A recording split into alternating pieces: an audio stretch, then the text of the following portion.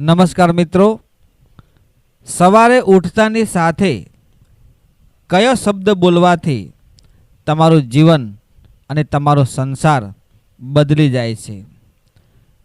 તમે પૂજા કરતા હશો, તમે ભક્તિ કરતા હશો, પણ કંઈ પણ પૂજા કે ભક્તિ કર્યા વગર જ તમારે જો ફળની પ્રાપ્તિ કરવી હોય તો આ બે શબ્દ જરૂર બોલવા.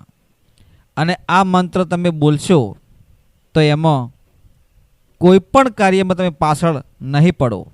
જે ધારો એવું કાર્ય અને એવું કર્મ તમે કરી શકશો.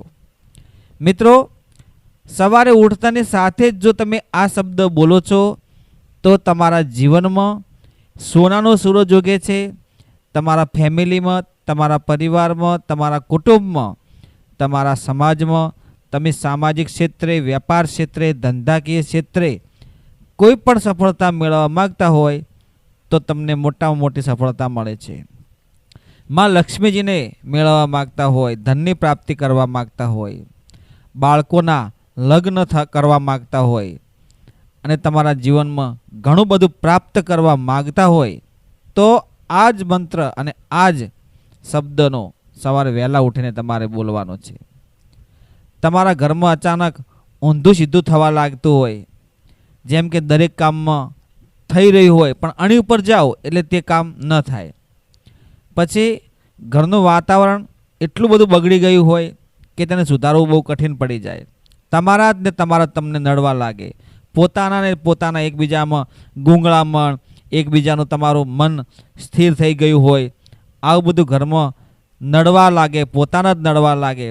અને જો ઘરમાંથી છુટકારો મેળવવો હોય, ઘરનું વાતાવરણ શુદ્ધ કરવું હોય, ઘરનું પરિવારના સભ્યોને મન અને વાતાવરણ શુદ્ધ કરવું હોય તો આ મંત્ર બોલવો જોઈએ.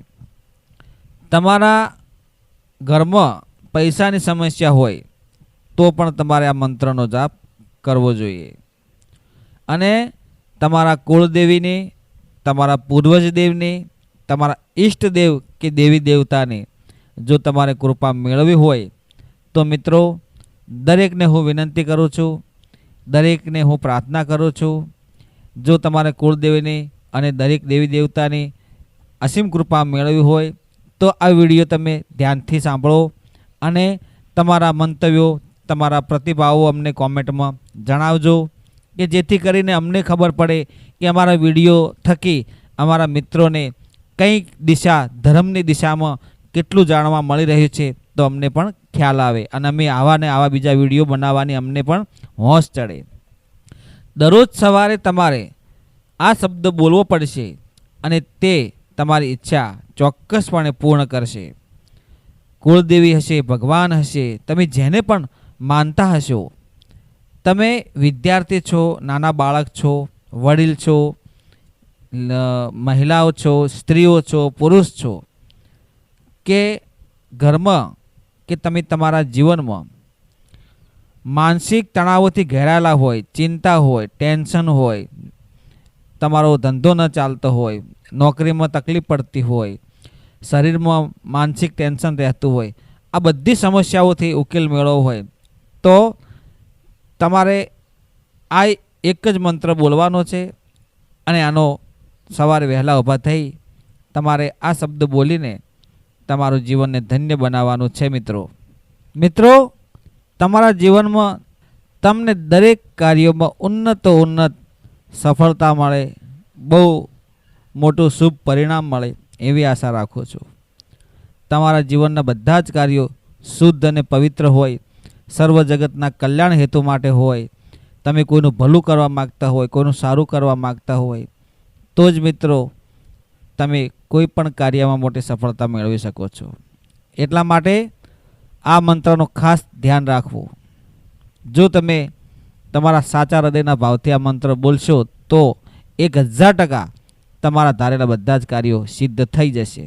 જો તમે ભગવાન માતાજીને માનતા હોય તો સવારે ઉઠતાની સાથે જ મંદિરે ગયા વગર, કોઈ પણ પૂજા કર્યા વગર તમે સ્વચ્છતાનું ધ્યાન રાખો અને તમારા હૃદયમાં જે રામ વસેલા છે, તમારા હૃદયમાં જેનો શ્વાસ ધબકાર ચાલે છે એવા પરમ કૃપાળુ ભગવાન જય શ્રી રામનો નામનો જાપ કરો, તમારા બધા જ બંધ દરવાજા છે તે ખુલી જશે અને જે કંઈ માગ્યા વગર તમને મળી જશે.